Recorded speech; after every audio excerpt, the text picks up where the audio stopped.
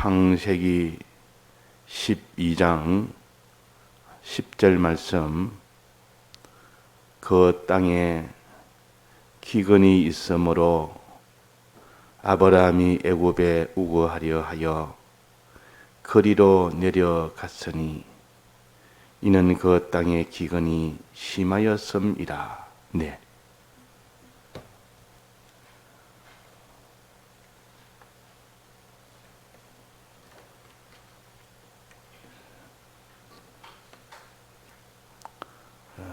성경에 장소적 의미가 아주 있기 때문에 하나님이 특별히 어느 지명을 이렇게 구체적으로 하나님이 기록해 주셨습니다.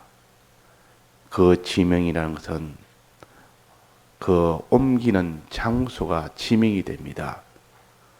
갈대아 우르에서 떠나서 가나안 땅으로 가라는 것은 거기에 아주 우리의 신앙에 구원 도리가 있기 때문에 지명이라는 것은 단순한 지명이 아니고 우리의 구원 도리를 알려주는 지명입니다.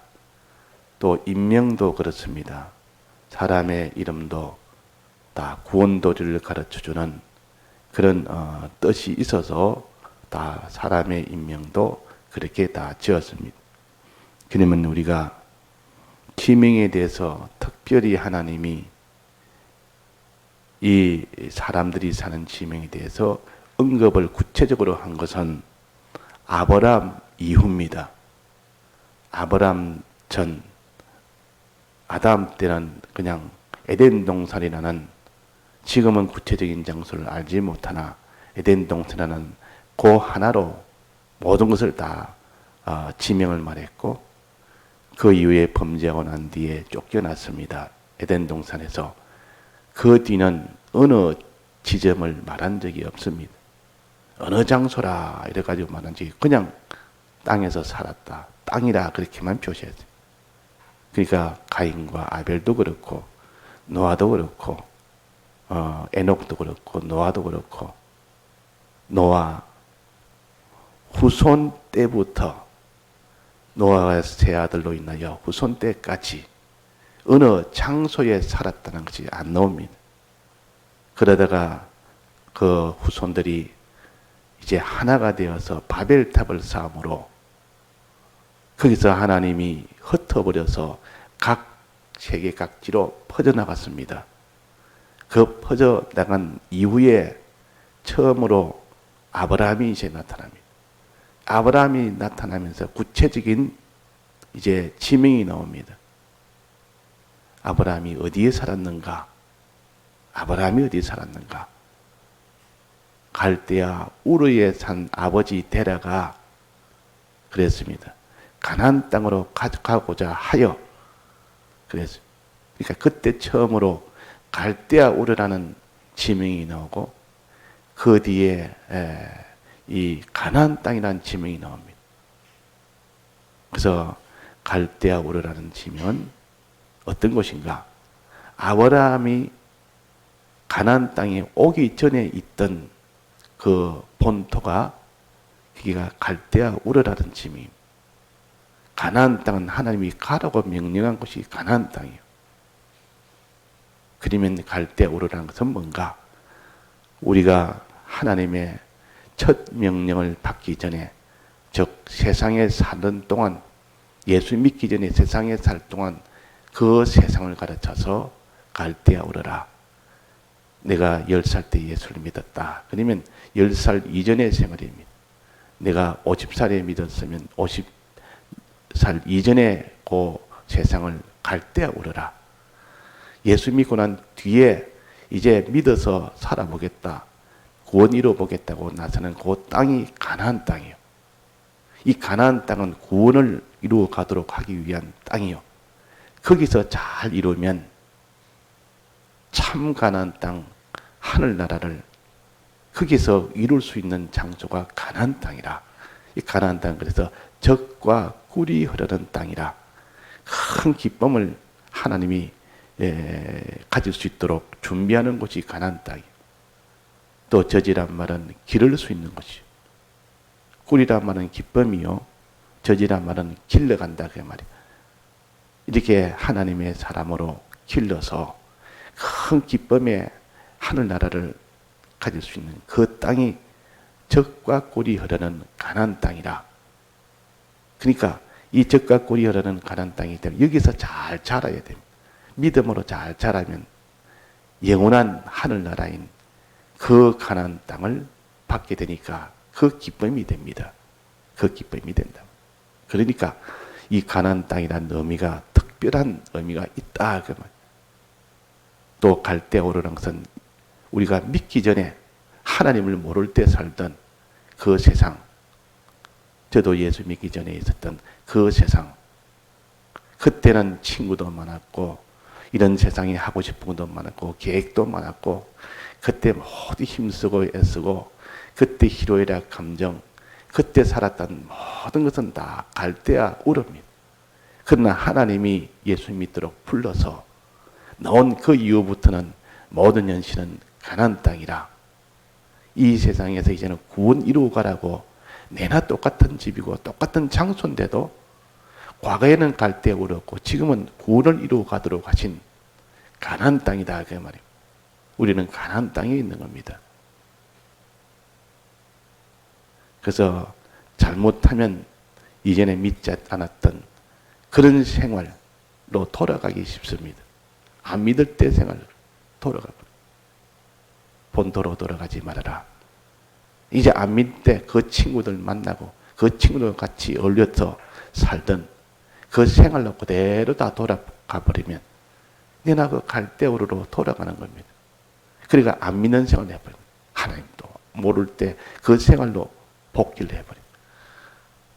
그러나 그런 생활이 아니고 가나안 생활, 하나님만 바라보고 하나님 약속만 바라보고 하나님의 뜻대로만 순종하는 그런 곳이 그 세상을 가르쳐서 가나안 땅이라. 그렇게 살면 자꾸 자라갑니다.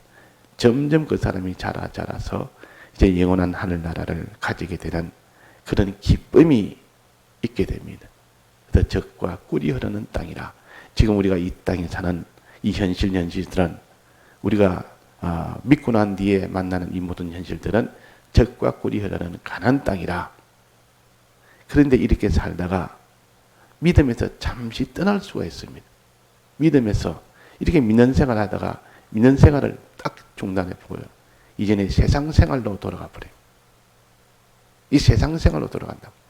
아예 안 믿는 생활은 아니고 믿기는 믿는데 잠시 안 믿는 생활. 그로 돌아가는 그게 애굽입니다. 애굽이라는 장소는 하나님이 내나 이것도 세상은 세상인데 믿는 사람이 잠시 세상에 거기에 빠져 사는 그를 애굽 땅이라 그럽니다. 아예 믿지 않을 때 살던 그 세상은 갈대아우르고 이제 믿고 난 뒤에 이렇게 잘 믿다가 한 번씩 이렇게 죄를 짓고 이렇게 옛날처럼 안 믿을 때처럼 그런 생활을 잠시 하게 되면 그것은 믿음 이후에 지은 죄되던 생활은 다 애굽 땅이라. 그 애굽이라는 것은 믿는 사람이 이제 죄 지는데 돌아가서 이 죄 짓고 사는 이런 뜻을 가르칩니다. 그래서 애굽에서 너희들을 민족을 보내서 거기서 나오도록 하는 것. 나와서 다시 광야를 걸어갈 때 이 광야에서 다시 애굽으로 돌아가지 않도록 너는 애굽 땅 종되었던 집에서 인도해낸 너희 하나님 여호와로라 그랬다고 말이에요. 그러니까 우리는 애굽으로 돌아간다면 믿는 사람이 잠시 이런 죄악 속에 빠지는 겁니다. 그러면 하나님이 특별히 가나안 땅에서 애굽으로는 가지 말아라. 애굽으로 가지. 특별히 명했습니다. 그때 이삭에게는 구체적으로 말했고 아브라함에게는 가나안 땅에 가라 그랬지. 가나안 땅에 가라 말은 다른 곳은 가지 마라 그 말 아닙니까? 가나안 땅에 가라 그 말은 가나안 땅에도 가고 그 주위에 너 또 가고 싶으면 또 가고 그런 뜻이 아니고 가나안 땅에만 가라 그 말입니다. 근데 가나안 땅에 와가지고 아이고 이게 좀 흉년이 들었네. 이거 못 견디겠네. 애굽에 가면 아주 그는 부강한 나라이기 때문에 그래도 먹고 살 수가 있다. 굶어 죽지 않는다. 가자. 할 수 있는 그 땅이 가나안 땅이에요. 애굽 땅이에요. 애굽은 믿는 사람이 죄 짓는 그곳이 애굽 땅이라 애굽 땅으로 아브라함이 그 흉년 때문에 의식주에 못 견뎌서 이래가 굶어 죽겠다. 내뿐만 아니라 가족 전체가 다 죽겠다. 나는 어떻게 굶든지 하나님 앞에 이렇게 살지 몰라도 이 가족이 다 굶으니까 이거 안 되겠다. 이거. 하나님이 금했지만은 이건 해야 되겠다 해서 애굽으로 기어 내려갔습니다. 아브라함이 이 초기 신앙이기 때문에 아직도 연단을 받지 않았고 이런저런 사건의 첫 번째 만난 이런 시험이기 때문에 넘어져 버렸습니다. 하나님이 그만 이 죄를 지은 하나님이 얼마나 진노했는지. 자, 이거는 세 가지 과실 중에 무슨 과실입니까? 선악과입니다. 하나님이 가지 말아버린 것. 그럼 그건 죄가 됩니다. 죄는 막바로 사망이 되어버립니다. 내버려두면 바로 사망이 되어버립니다. 이제 하나님도 관계는 다 끝이 나버리고 마귀하고 하나 되어버리고 하나님이 심판만 남았습니다. 사망이 있고 심판만 남았습니다. 모든 하나님의 은혜는 다 끊어져 버립니다. 그러니까 쉽게 말하면 끝장이 난 겁니다. 죄지으면 그 죄로 인하여 심판만 남았지. 누가 그 사람이 실수든 고의든 사람을 죽였습니다. 그러면 그 생활은 앞으로 감옥에 가야 돼요.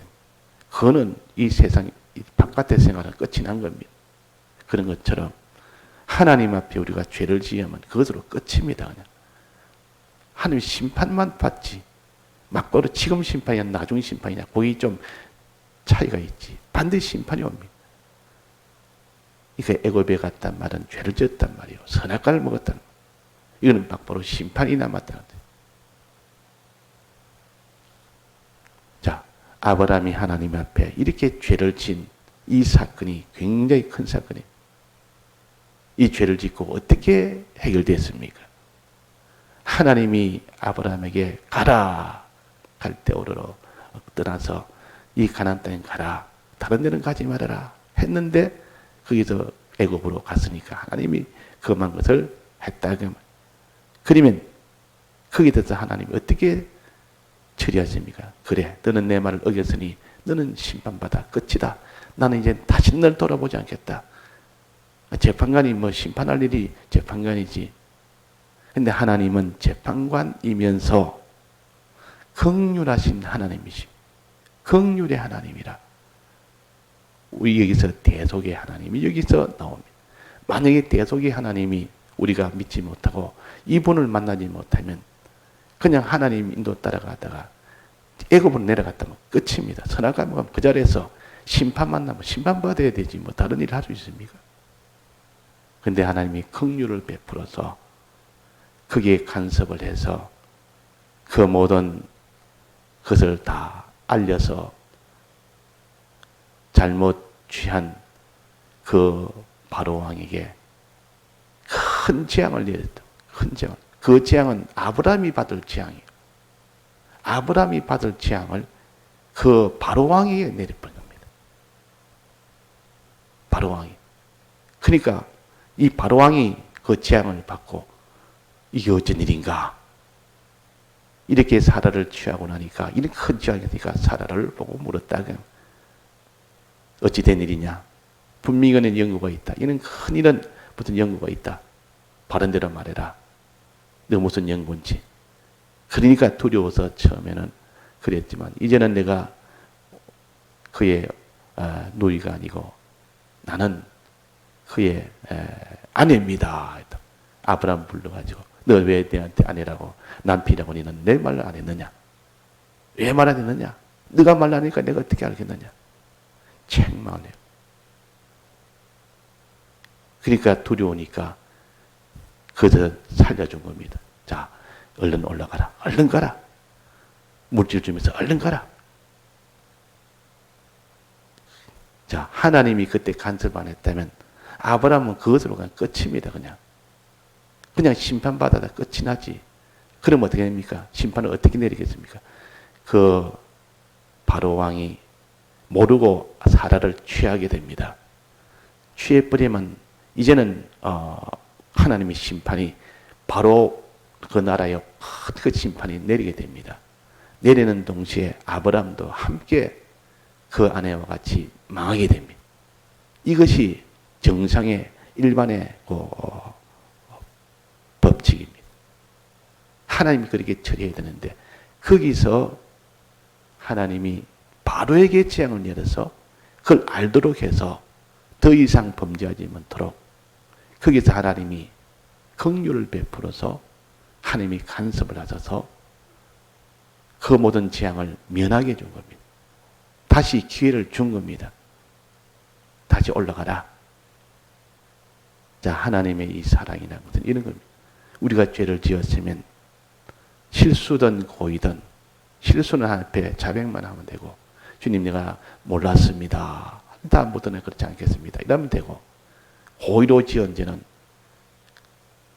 하나님 앞에 고의로 지은 것을 자복하고 고쳐야 됩니다. 고쳐야 하나님이 용서해 주십니다. 고친 그때 용서가 됩니다. 그러니까 이 아브라함은 이렇게 이게 회개를 하면서 올라오는 그 걸음, 요 걸음이 그 다음 아브라함을 만든 겁니다. 그 다음 모든 사건에 생명과 질만 먹는 그런 걸음이 계속 이어져 나옵니다. 마지막 죽을 때는 참 지금까지 깨닫지 못한 죽음 넘어 부활까지, 부활 넘어 영원한, 거기서 영원한 성, 하나님이 주시는 그 나라, 하늘나라, 이것을 바라며 죽을 수 있는 그런 밑바탕이 여기서 주님의 사활의 대 속에 이 은혜를 입어 거기서 나온 그것이 생명과 실만 먹고 사는 그런 아브라함으로 만들었다, 그 말입니다. 만들었다. 그래서 우리는 연약해서 죄는 안 지을 수가 없습니다. 우리는 악성과 악습과 또 악령이 우리를 갖다 늘 점령하고 있기 때문에 아무리 믿는 사람이 되고 아무리 해도 항상 여기에 피동을 받고 피동을 받는 연약합니다. 하나님 그걸 아십니다. 모르는 게 안다 그 말이에요. 근데 문제는 연약해서 죄를 지었으면 얼른 회개하고 다시는 내가 그 죄를 안 지으면 됩니다. 다시는 안 지으면 됩니다. 아브라함이 바로 여기를 그렇다 그 말이에요. 아브라함은 연약해서 죄를 지었지만 이제 회개하고 난 뒤부터는 이런 죄는 한 번도 짓지 않았어요. 이 성경에 기록된 대로 우리가 본다면 그런 죄는 짓지 않았어요. 애굽으로 내려간 적이 없습니다. 한 번도 애굽으로 그 이후로 내려간 적이 없다. 근데 우리는 이 죄를 지어서 하나님께 감사합니다 하고 면해주면 다음에 또 세월이 지나면 다 잊어버립니다. 똑같은 형편이 오면 또다시 또 같은 죄를 짓는다. 근데 아브라함은 두 번 다시 죄를 지었어요. 그때 한 번의 죄로서 참 하나님 앞에 이렇게 회개하고 우리도 이민을 본받아야 됩니다. 연약해서 짓는 것은 그럴 수 있지만은 다시 중복, 삼복, 재중복, 재중복 이런 죄는 하나님이 거기에서 용서해 주려면 많은 징계가 들어가야 됩니다. 징계가 들어가니까 얼마나 고통이 됩니까? 하나님이 징계를 해서 그 이후에야 하나님이 그를 고치도록 만드니까 그 징계라는 것은 꼭 심판과 비슷하게 보입니다. 껍데기를 보면 이 징계는 심판하고 모양이 비슷합니다. 원인도 똑같고 원인은 똑같이 죄라는 것은 공통이고 심판과 징계의 차이는 심판은 그 이상 용서가 없습니다. 그러나 징계는 징계를 받으면서 고통이 되면서도 회개하면 용서해 주시고 다음에 다시 돌이킬 수 있는 이 기회가 있는 겁니다. 그 지금 우리가 이 땅에 사는 동안은 심판의 하나님이 아니고 긍휼의 하나님이요. 징계는 할 수 있어도 심판은 없습니다. 왜 없습니까? 주님이 이미 다 대속을 했기 때문에 우리가 과거에 지은 죄, 지금 짓고 있는 죄, 앞으로 미래 지을 죄까지 예수님이 모든 죄를 다 사했지. 부분적으로 사는 것이 아니요. 그러니까 우리에게는 심판은 없습니다. 하나님이 심판을 다 대신 받았다 그 말이에요. 예수님. 다만 우리에게는 징계가 있을 뿐이다. 고치기 위해서 하나님이 징계하니까 그 징계가 어찌 보면 죄 때문에 오니까 야 이게 심판인가? 아니라 우리는 심판이 없다. 우리는 주님이 다 대속하셨다. 징계라. 이 아브라함은 하나님 앞에 이런 죄를 지었지만은 하나님이 그걸 긍휼히 해서 거기서 구출해 주었습니다. 아브라함에게는 지금 징계는 주지 않았습니다. 징계했다면 이 더 큰 화가 지하기 자기한테 닥쳐서 고통이 될 건데 그런 고통이 없이 그냥 하나님이 바로에다가 그냥 징계로 재앙을 내려버려서 거기에다가 모든 것을 다 넘겨버리고 이제 아브라함은 거기서 다시 출발할 수 있는 기회를 준 겁니다.